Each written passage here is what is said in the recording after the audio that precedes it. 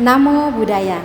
Pemirsa Kompas TV dimanapun Anda berada, selamat berjumpa kembali dengan saya Duyanti yang lebih dikenal dengan nama Wiwi dalam acara Mutiara Iman.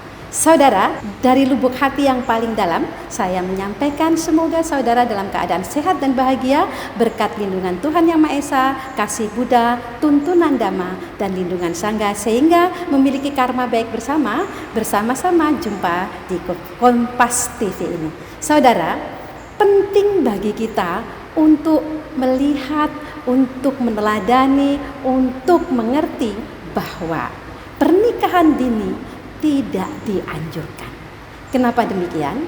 Anak-anak muda cenderung untuk melihat apa yang dilihat saja. Ketika mereka jatuh cinta, mereka tidak pernah melihat hal-hal lain yang akan memberi akibat atau dampak negatif dari cinta tersebut. Lalu, apakah setelah begini pemuda, anak muda tidak boleh jatuh cinta? Tentu saja boleh. Tetapi ada rambu-rambu yang harus diikuti supaya cinta yang mereka miliki menjadi cinta yang benar-benar bermanfaat untuk hidup mereka. Dan apakah pernikahan dini itu adalah cinta yang benar-benar membawa manfaat? Kebanyakan pernikahan dini adalah cinta yang terburu-buru. Wajar kalau anak muda jatuh cinta mengatakan bahwa dialah yang ada di hati saya, kehidupan saya hanya untuk dia, tanpa dia saya tidak bisa hidup. Itu sangat wajar. Tetapi kalau cinta itu terus-menerus hanya dibumbui dengan dia dan saya, ini akan menjadi cinta yang menggelapkan seluruh dunia. Kemudian apa yang akan terjadi ketika anak-anak muda, terutama anak-anak yang di usia dini jatuh cinta dan tidak ada pembekalan positif, tidak ada edukasi yang memberikan dampak positif kepada mereka? Yang akan terjadi ada 3 hal. Yang pertama, apabila mereka gagal dalam bercinta, salah satu atau keduanya mereka memilih bunuh diri karena hidup tidak ada manfaatnya untuk mereka. Dan kalau ini yang dipikirkan dan kalau ini yang dilakukan, maka kehidupan dia tidak akan lebih baik di alam berikutnya.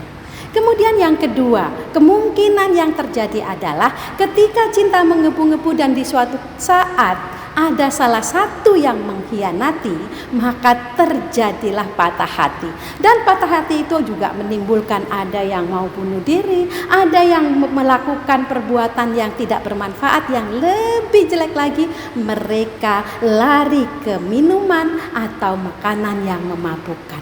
Bila hal ini terjadi maka perlu penanganan khusus. Kenapa?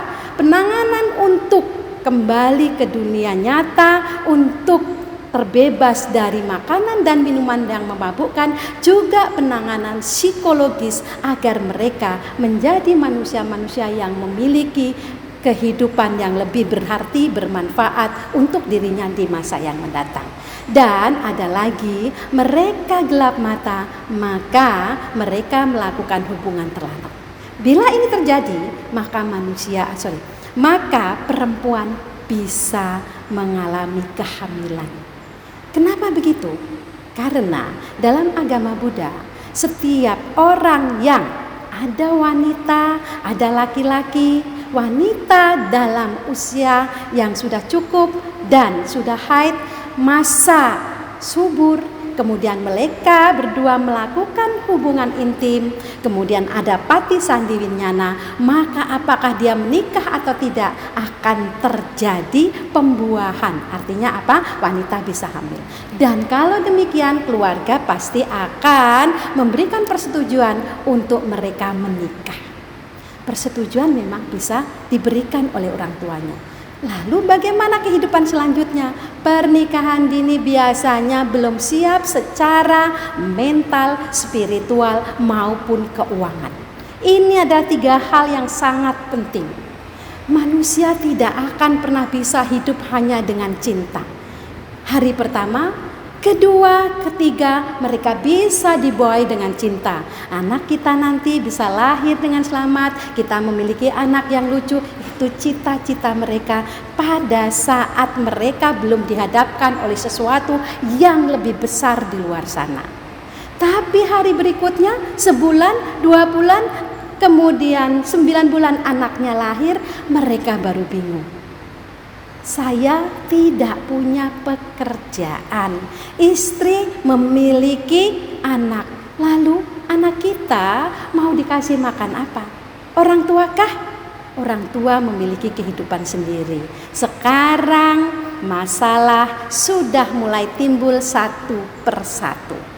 Oleh karena itu pernikahan dini tidak diinginkan. Dan juga walaupun tidak ada larangan khusus secara Buddhis, tetapi ini sebaiknya tidak dilakukan. Karena apa? Ketika orang mengatakan tidak punya kerjaan, otomatis kehidupannya akan berhenti.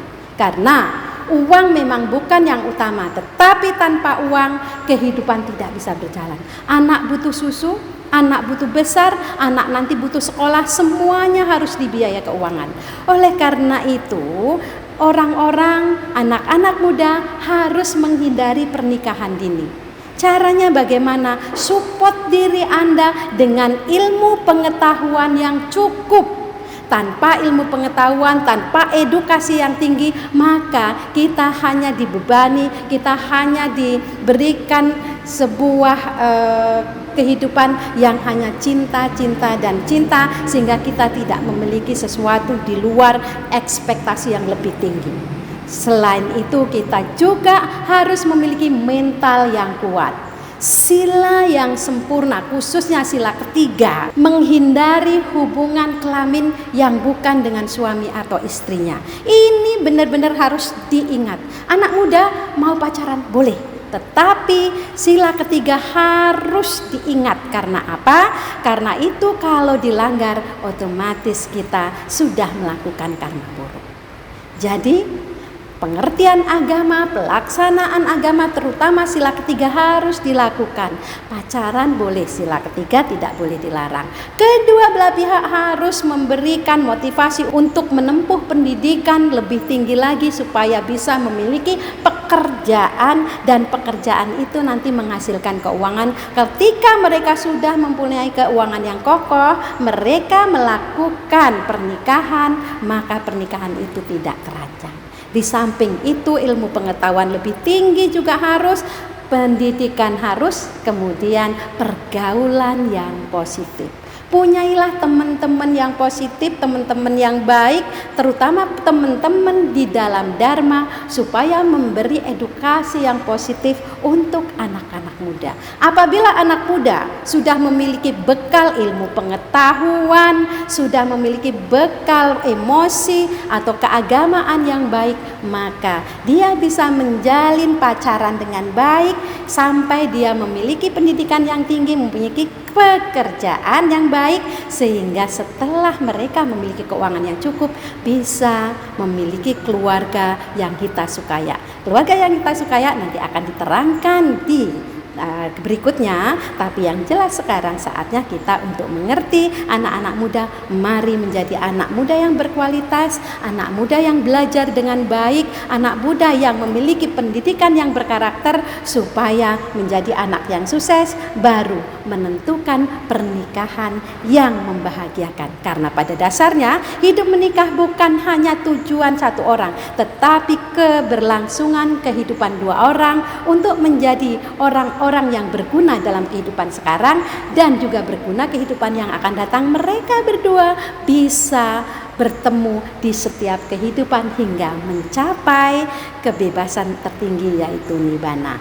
Nah, saudara pemirsa Kompas TV dimanapun Anda berada, semoga kita mengedukasi semua anak-anak kita atau saudara-saudari yang masih muda semuanya untuk memberikan pendidikan yang lebih baik, pendidikan mental yang lebih baik, supaya kita tidak melakukan pernikahan dini. Nah, saudara, semoga ini bermanfaat untuk kita semua. Akhir kata, sabe sata bawantu sukitata. Semoga semua makhluk hidup berbahagia. Sadu, sadu, sadu.